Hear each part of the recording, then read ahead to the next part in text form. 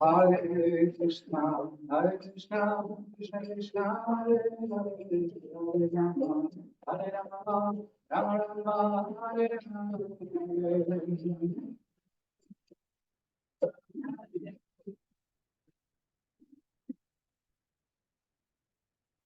Hare Krishna, Krishna Krishna, Hare Hare, Hare Rama, Rama Rama, Hare Hare.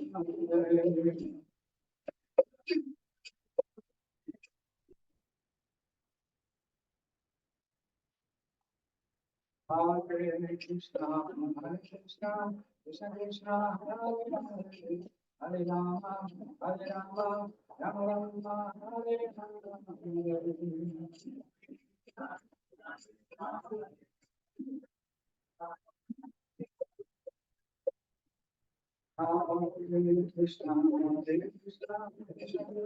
Hare Hare, Hare Rama,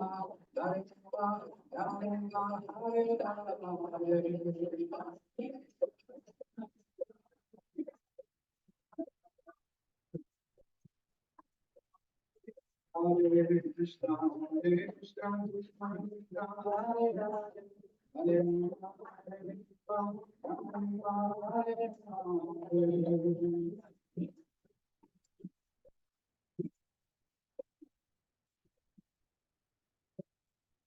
Hare Krishna, Krishna Krishna, Hare Hare, Hare Rama, Rama, Hare Hare.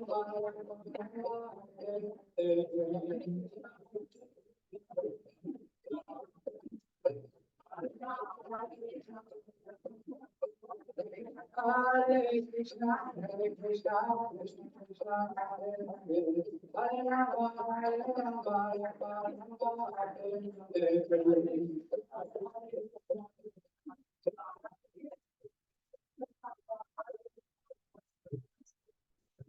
Hare Krishna, Krishna Krishna, Hare Rama, Hare Rama, Hare Hare Krishna, Krishna Krishna, Hare Rama, Hare Hare.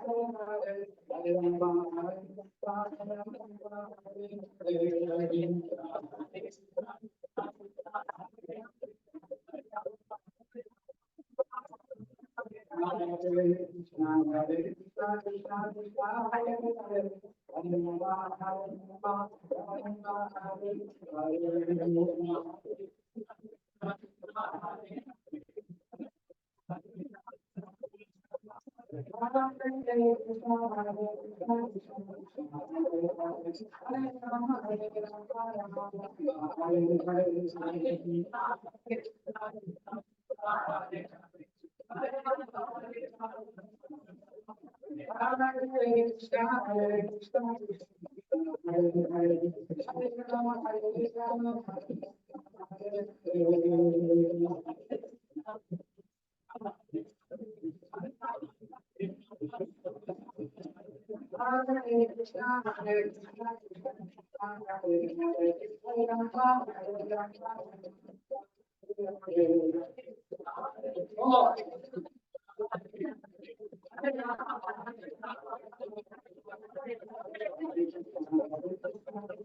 Om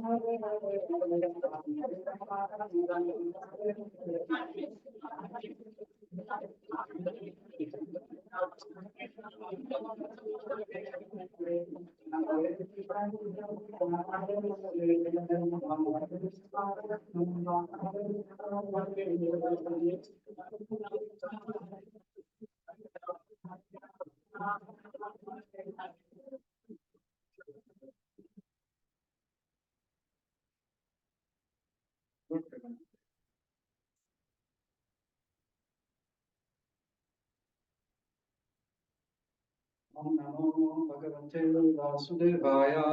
Namo Bhagavate Vasudevaya.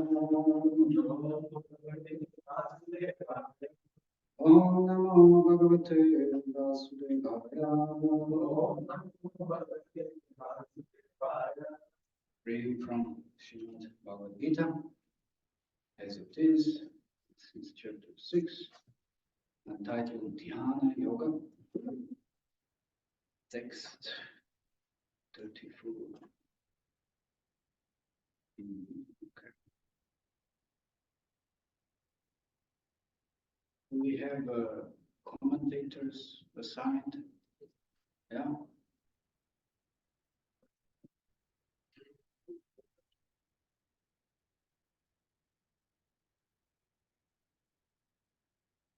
This is quite known verse. It says, Chanchala himana Krishna Pramati Balavad Dridam Tasyaham Nigraham Manje Vayu Ivas Dushkaram.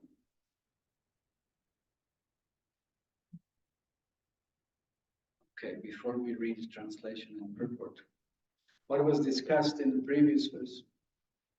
I see the connection, who knows? Yeah.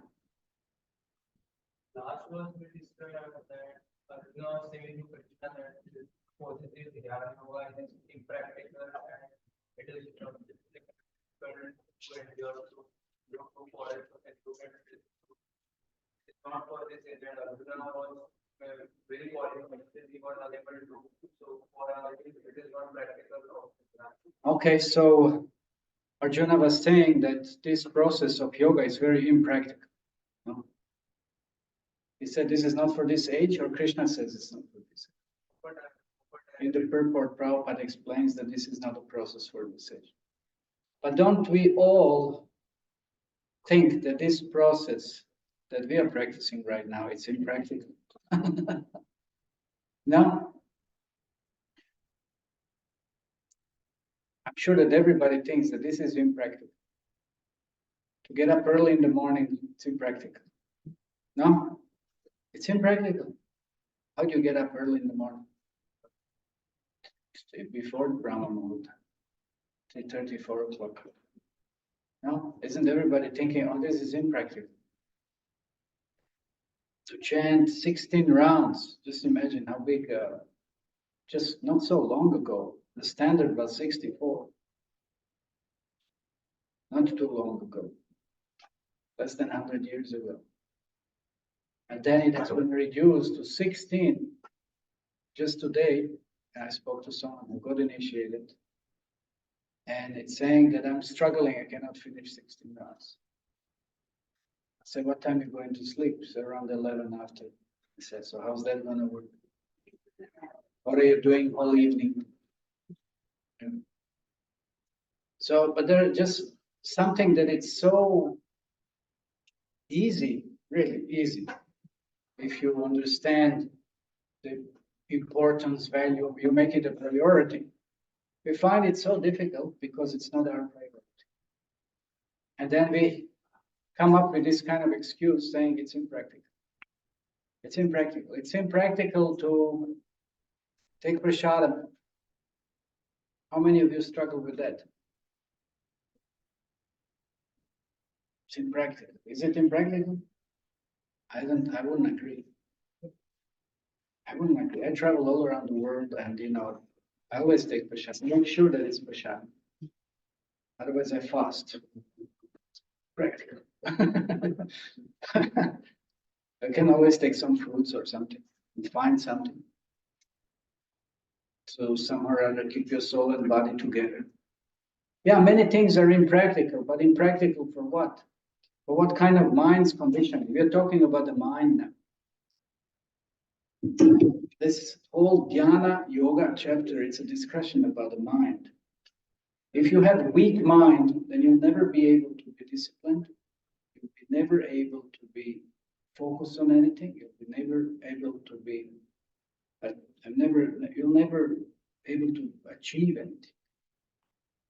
It's all about the mind. Everything revolves around the mind. All these senses revolve around the mind. Pretty much also intelligence, which is supposed to guide us. And of course, all the senses. So if our mind says something is impractical, but Krishna says something else, then we should understand something wrong with our mind. It's not wrong with Krishna's instructions. Krishna has given us the process. Of course, here in the previous verse, Arjuna was stating that, yeah, this process, yeah, that's a tough process. Yoga, Ashtanga Yoga, that's a tough process. But he's making that statement with a reason, because Arjuna doesn't live for, like 100,000 years. How long did Arjuna live? Anybody knows? I asked that question sometimes earlier. What was his age when he left? Pandavas left to heavenly planets, at least that's described in Bhagavad, and they left the spiritual world. Approximately, what was Arjuna's age? He was contemporary with Krishna. Krishna left when? Not so long after Kurukshetra war. What was his age during Kurukshetra war? On 120. Okay, so then Krishna left maybe a few years after. No? And then Pandavas remained for how many years? Huh? Who said that? Yeah, 30 years. So what could have been Arjuna's age? Maybe around 160 or something. That's it. So to achieve perfection in Ashtanga Yoga, that's not possible. But it's such a short duration of life. And what to speak of us nowadays? That's double less. That was end of Dwapara Yuga. Dwapara Yuga, people lived for about 1,000 years. And of course it decreased, coming closer to Kali Yuga, to about 100. They say Arjuna lived very close to the beginning of Kali Yuga. And now we live about, let's say, average 70, 80. Where is the question of practicing Ashtanga Yoga? So that's impossible. Certain process is impossible. So that's why we have acharyas, like we say, Bhaktisiddhanta was an acharya, Bhaktivinoda Thakur was an acharya, Srila Prabhupada was an acharya. And we see certain differences are there. We have to always take in consideration Kala, Desha, and Patra. But that only acharya can do. Not anyone whimsically picking up and saying, oh, this is impossible. And we have the tendency of lowering the standards, right? Oh, that's a tough one. Why don't we lower it down? But where is the end? Where is the end? You have to have certain principles that you can't lower down. But that's to acharyas to decide, not to anyone whimsically. Because this is tough one. Well, then this is going to be tough one. Then this is going to be tough one. Then where's the end? What are you left with? You water everything down. What do you get at the end? Where's the substance? So we have the tendency, yes, this is impossible. This is difficult. It's difficult to come to the temple. I don't have time. I'm so busy. Busy with what? What's your priority? What do you want to achieve? Well, that's what you're going to get. More entanglement, more suffering, more confusion, more frustration, more disappointment. If that's what your goal, good luck, Haribo. Go for it. But if you want to get out of this, well, then you have to become serious about spiritual life. And therefore, you have to focus your mind a little bit. You have to work on your mind. You have to purify your mind. What it is said in the beginning of this chapter,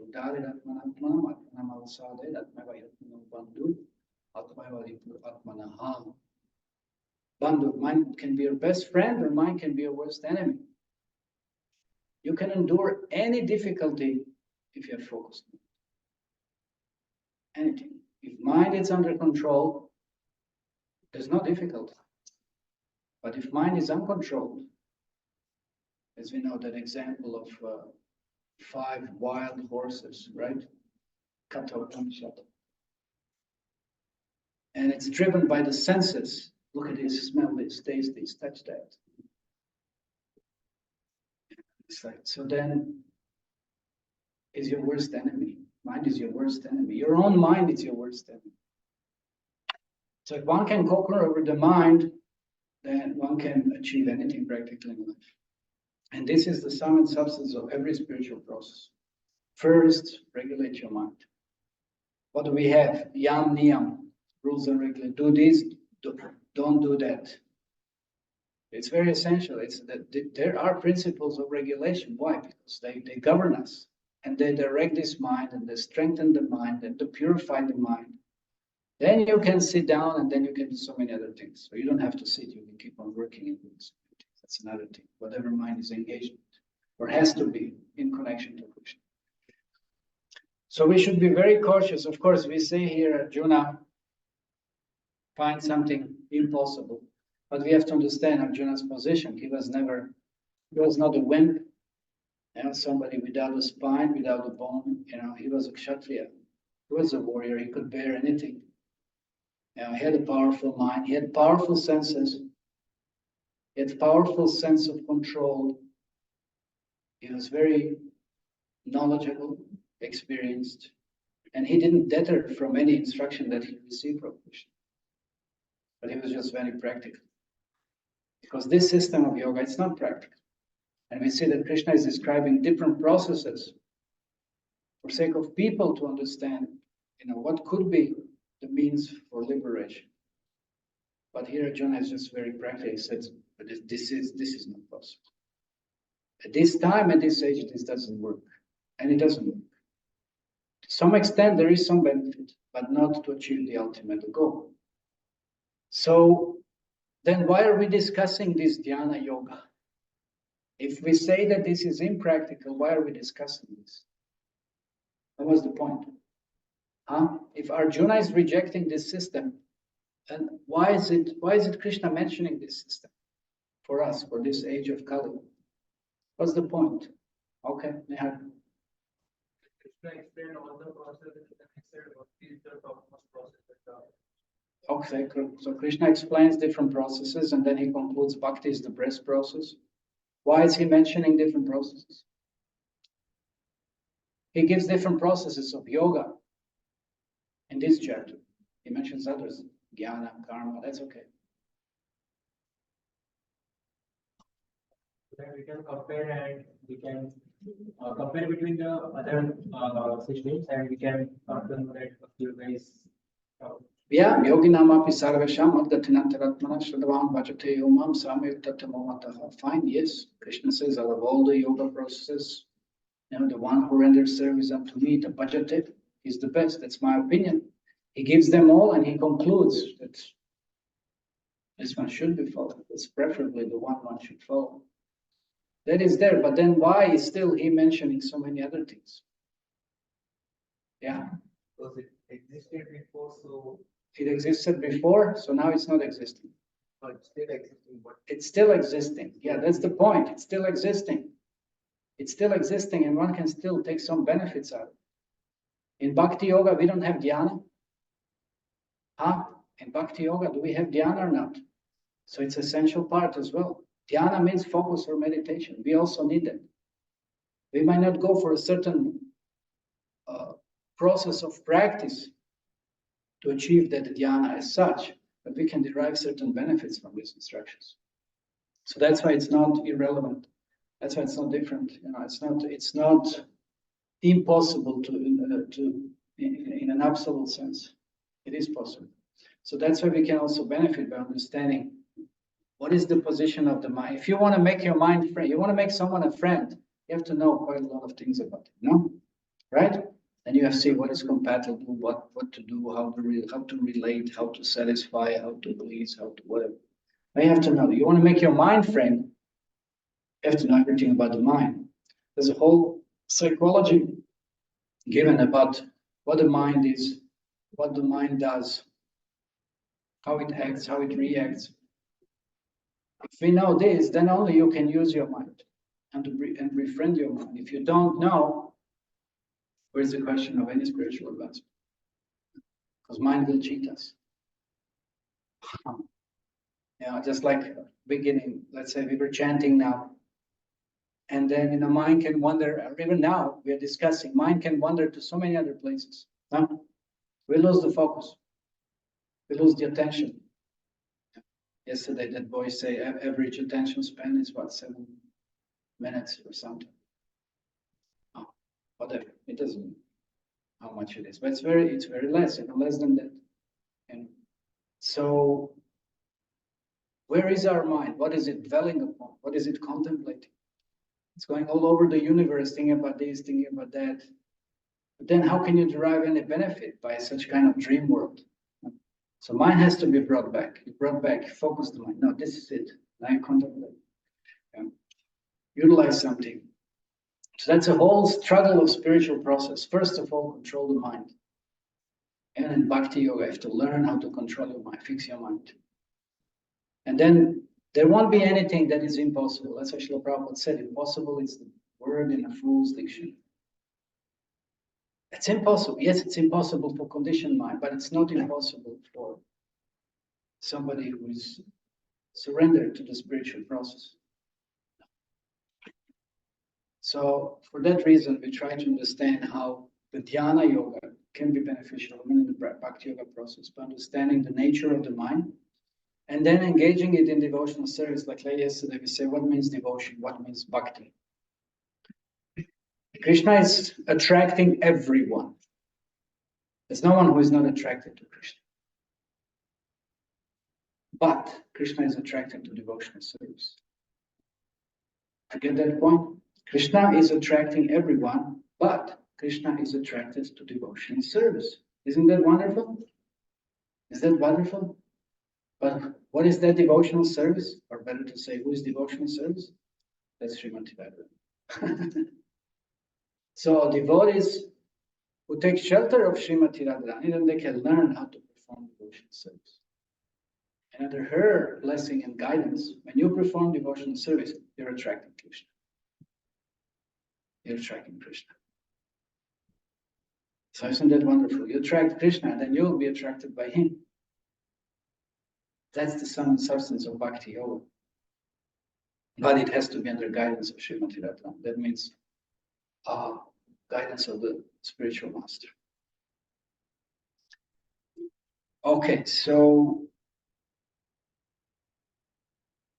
that's what Arjuna was expressing, and now he's stating it pretty straightforwardly, giving more clearer reason. Why is that so?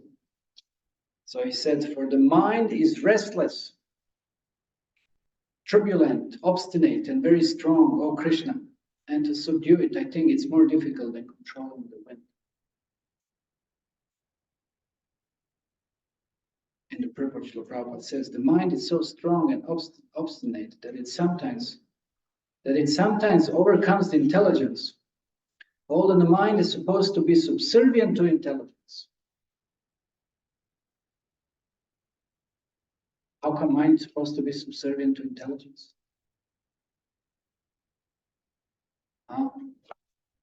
Anybody knows? How can mind be subservient or should be subservient to intelligence? Anybody knows the shloka? Because Krishna says intelligence is higher than the mind. Intelligence is Indriyani mano buddhi, Indriyani paranyahara, Indriyani paranyahara, Indriyebhya paramanasas, manasastu parabuddhe, yo buddhe paratastu saha. Intelligence is considered higher than the mind, more subtle than the mind, more powerful than the mind. So if we use our intelligence, still, let's say we understand the position of the mind, and we practice the spiritual process by applying this knowledge, and then mind will be forced by the power of intelligence, by knowledge of certain reactions and certain activities, then mind can be said, no, don't do this, you should be engaged like that. But that power comes from intelligence. When we know something is good, something is bad, and we direct the mind, then intelligence directs the mind. That's why in that analogy we have mentioned, intelligence is a driver, mind is the reins, forces of the senses, soul is the passenger. So intelligence is one directing the mind. So mind is supposed to be subservient to intelligence. But the problem is if it's not, when it's driven by the senses, I say like the driver loses, how many times it happens that you're driving a car or something, you lose the control of the car. You're driving a bike, you lose the control of the bike. It's not supposed to happen, but it happens. It's not supposed to happen, but it happens. Why? Because the driver wasn't a good driver. He allowed the speed to control him rather than he controls the speed. No, that's a serious problem. So if you allow your mind, which may happen, it does happen, you allow your mind to control you, that's a big problem. That's a big problem. Because mind has no intelligence of its own. Mind has no intelligence of its own. Mind has to be directed by the intelligence. So the driver is intelligence. He has to give the direction and the speed and the process, how to turn here or turn there or go here or go there or whatever it is. That comes from intelligence. Ultimately, it comes from the passenger who expresses his desire. But intelligence as a driver should direct what is going on and how it's supposed to happen. So if that's not the case, then the mind will take over. Then the mind takes over. And that's we see in this material world, we are all slaves of our minds. We're all slaves of our minds.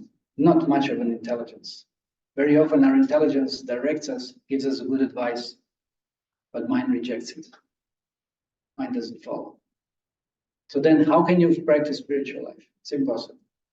Under such kind of circumstances, where is the question of spiritual life?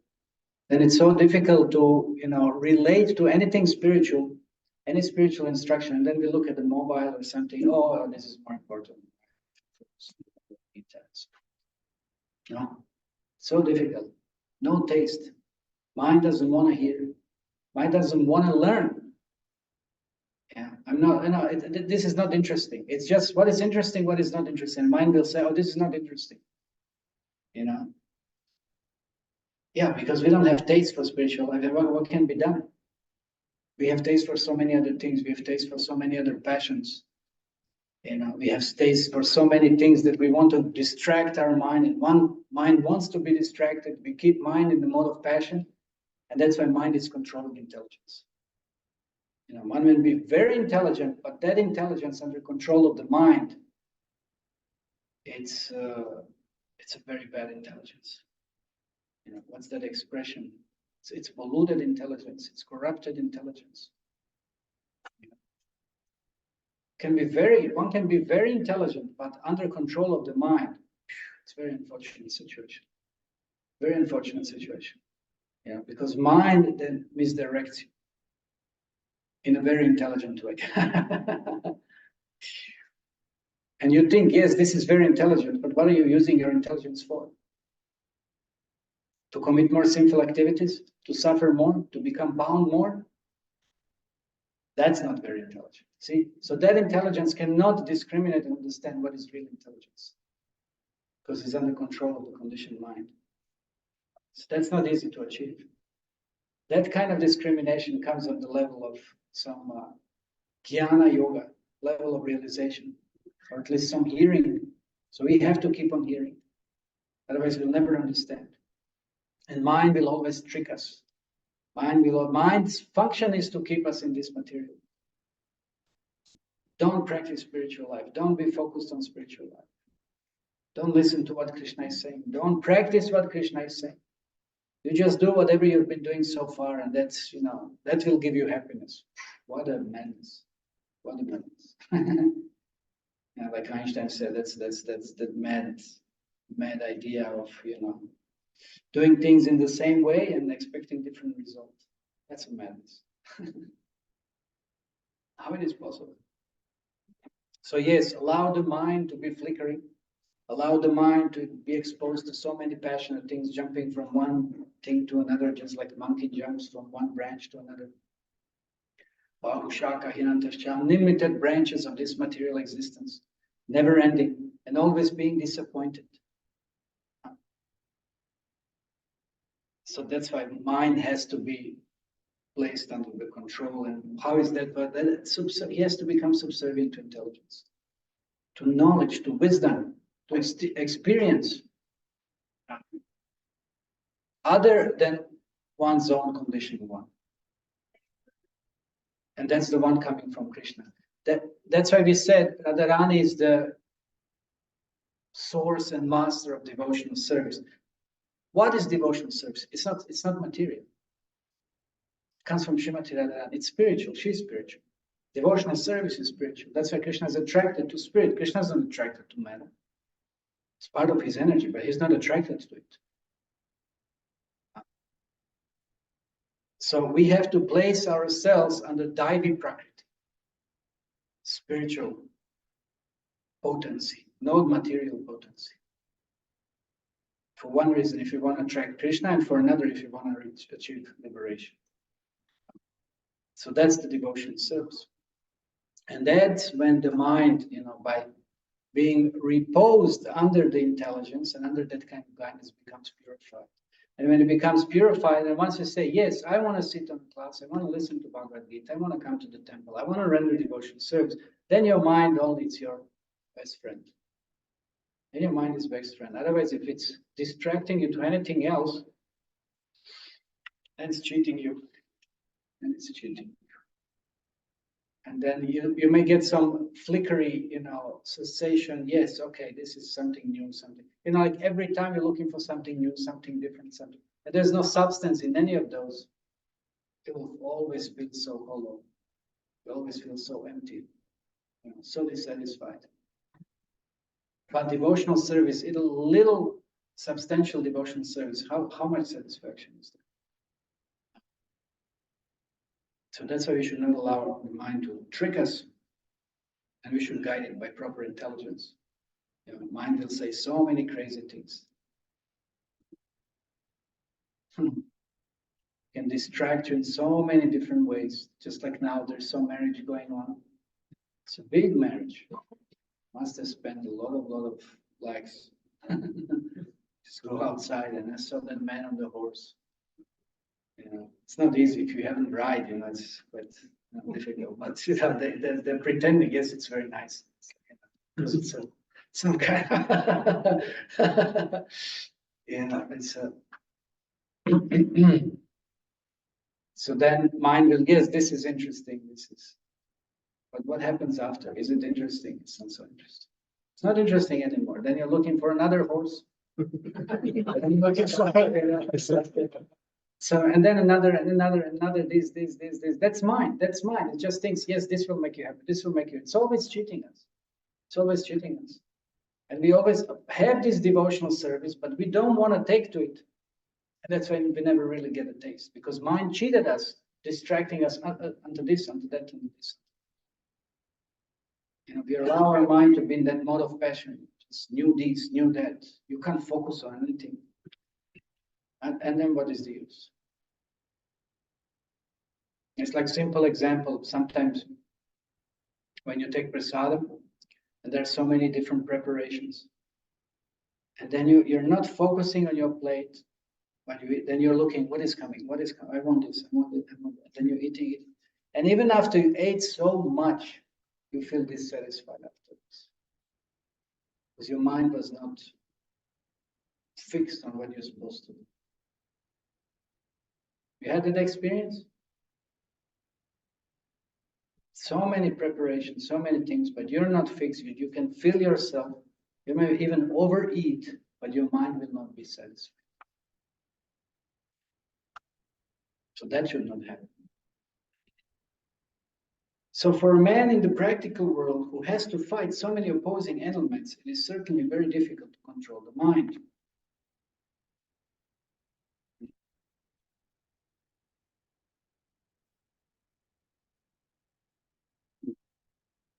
Artificially, one may establish a mental equilibrium towards both friend and enemy, but ultimately no worldly man can do so.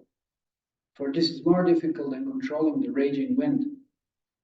In the Vedic literature, Katha Upanishad, it is said, Atmanam rahinam vidi, shariram ratham eva cha, udimtum saradhim vidi, mana raham eva cha, indriyani haram aibud vishayam steshu gocharam, advendriya mano yuktam, bhukteti ahu manishinaha. Okay, so interesting. This is Prabhupada is just giving example we mentioned. The individual is the passenger in the car of the material body, and intelligence is the driver. Mind is the driving instrument, and the senses are the horses. The self is thus a enjoyer or sufferer in association of the mind and the senses. So you see the passenger, what can you as a soul in this body do? Unless you direct your intelligence and control, which is controlling the mind, then you're completely helpless. I just saw the video that they sent little video clip.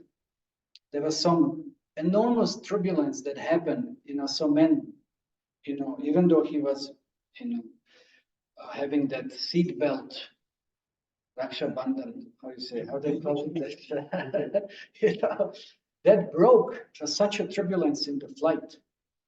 I was once in a heavy turbulence. I was thinking, "Whoa!" Immediately jump out. It was really heavy. I was in Europe once, going from what's that? What's the not cab? Anyway, it was. No. I was going to Copenhagen from can't remember LLL. What was that country that Hezbollah is above Israel? I am nonsense. Lebanon. Beirut. Yeah, I was in Beirut.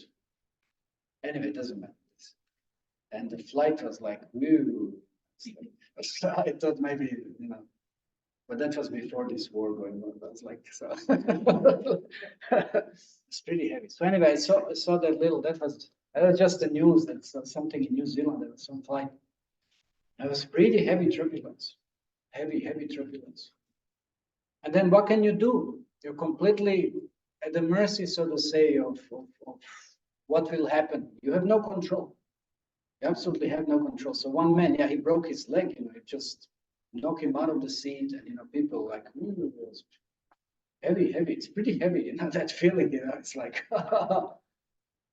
what will happen? So when you're as a passenger, and you have no control over the vehicle. You have no control over the flight. You have no control over what is your position? What is your position? So that's our position in this material world. We have absolutely no control. We absolutely have no control. We think I have a control, but you don't have any control. You're just tossed here and there, in this way and that way. Yeah. It's all by the mind. Mind is directing, like this, like that. And it's not a very pleasant journey at all. You have a pleasant journey in this body? How do you feel? It's very pleasant. You have so many nice times. Everything is wonderful, healthy, holy, So that's because of the mind. Mind is that turbulence. It's disturbed by what? By lust, anger, greed, envy, madness, illusion. Tossing us here and there. So when you cool the mind, you remove that turbulence, you take control. You take control. How nice it is when you drive, when you drive nicely. When you can really enjoy, no? So if you're in this body and you can drive this body, very nicely, then you can even get some satisfaction, even in the body. Now, what is greater satisfaction? You can do devotional service. No? can do devotional service. And when you do devotional service, then you reduce the turbulence because it's not sinful. All the turbulence comes from sinfulness. An increase of all these anarthas which are disturbing us. So if you're healthy and you have control and you perform devotional service, then you won't have any disturbances. Smooth ride, and you can enjoy. So that's why when Krishna says, even in this world you can be happy. Krishna doesn't say you just be in this world and be unhappy. No, even in this world you can be happy. But sahayaga prajashrishta, but follow this process of yaga, which is the greatest yaga. It's bhakti. Japa, of all the yagas, the japa is the best. Hare Krishna, Krishna Krishna, Hare Rama, Rama, Hare. So that's why the self is, that's the enjoyer or sufferer in the association of the mind and senses. So it is understood by great thinkers. So intelligence is supposed to direct the mind, but the mind is so strong and obstinate that it often overcomes one's own intelligence. How many times it happens? The mind tricks us, mind gets us diverted to something or someone.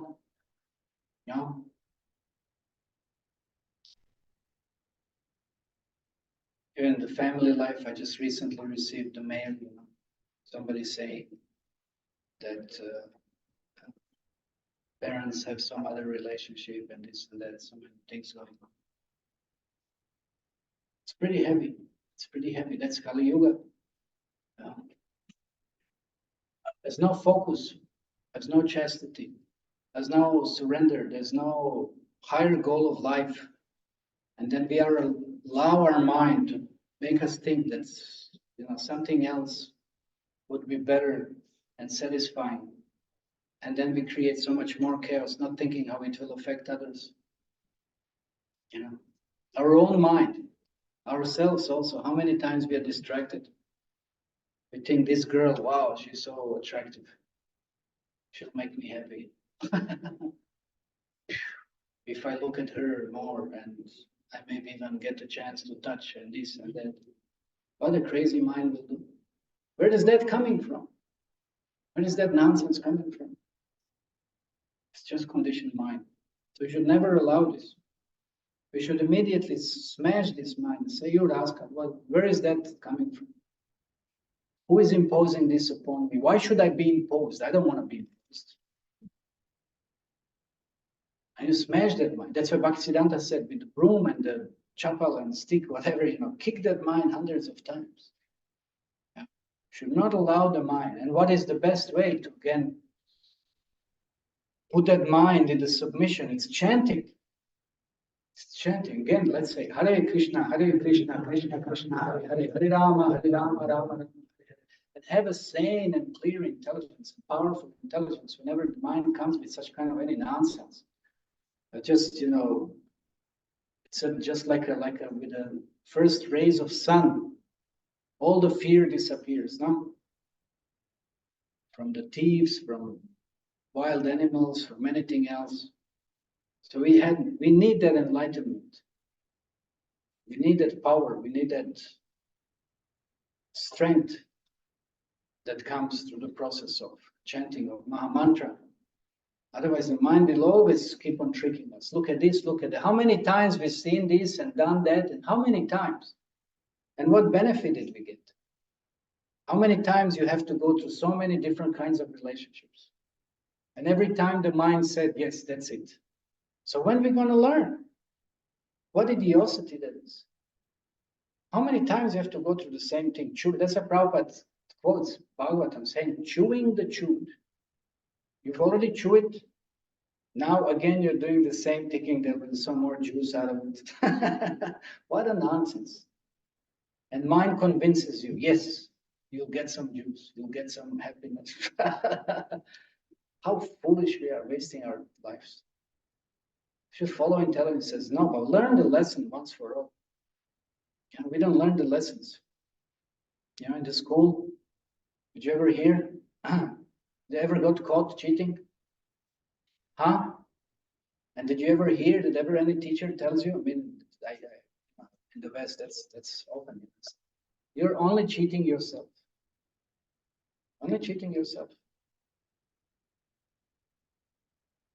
I didn't learn anything. I didn't learn anything. Why don't we learn something? We're only cheating ourselves by allowing mind to cheat us. When are we going to learn? Learn something. Use your intelligence. Don't allow the mind to trick you every time.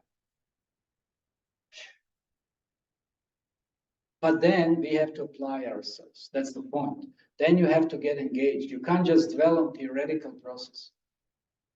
You have to do some seva. You have to sacrifice something for Krishna. Time, energy, fruit, whatever.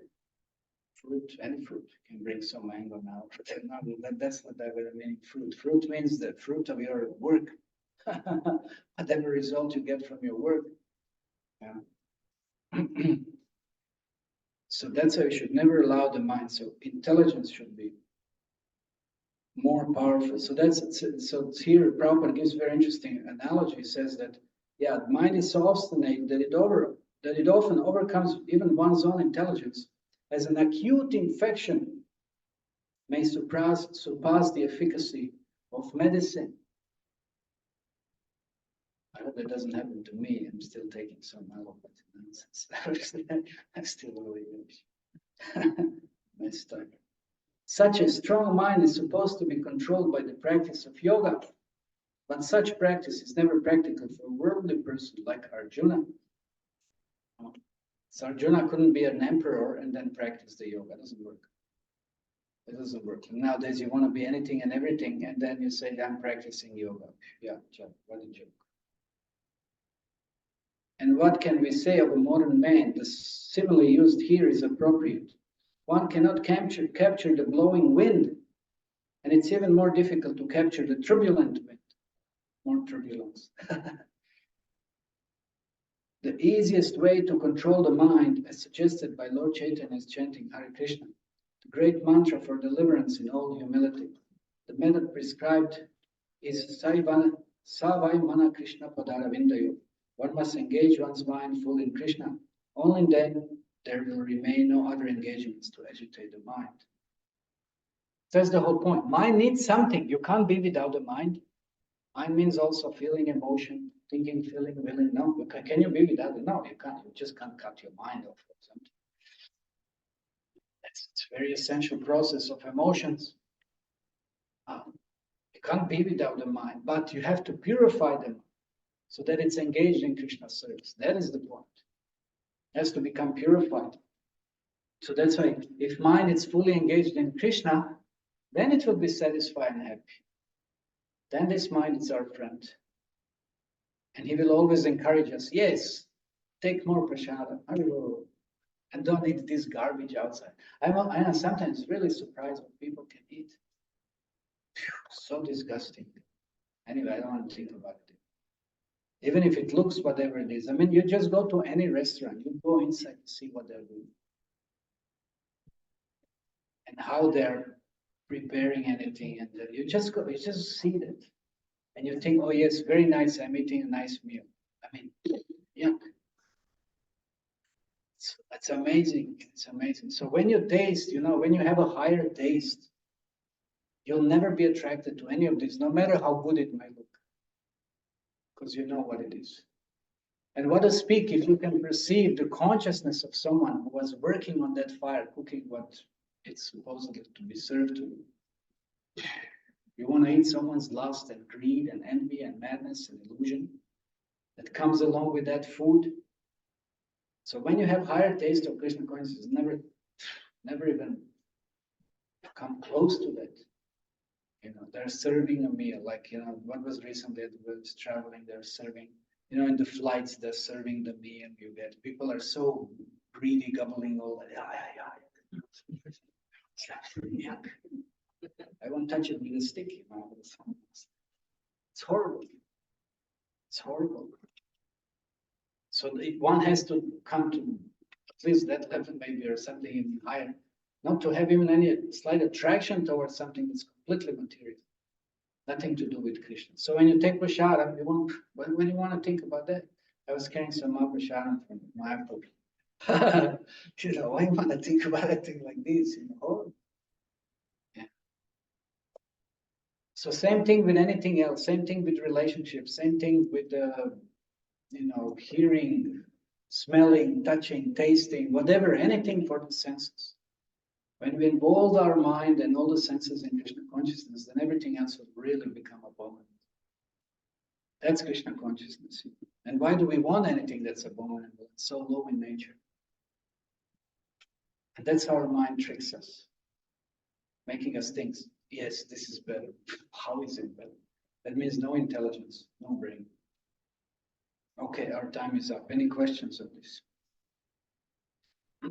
Yeah.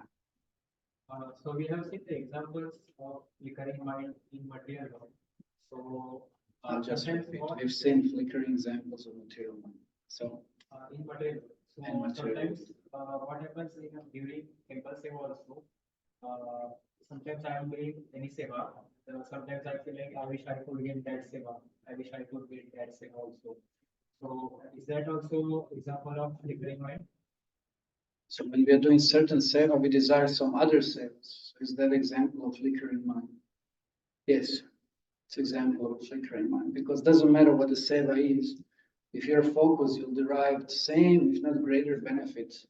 It doesn't really matter what the seva is. And we have that experience. You just focused on whatever service you might be doing. You'll feel blissful. Krishna will give you that bliss. It's a misconception to think one seva is better than the other seva. There's no difference. Difference is in absorption and seeing the connection with Krishna and offering that to Krishna. So there's no difference in services. So we should not allow mind also to trick us, because then if you think like this, then that mind is tricking you so that you cannot be focused on what you're doing and you won't get the benefit of the service you're doing. So that's also mind.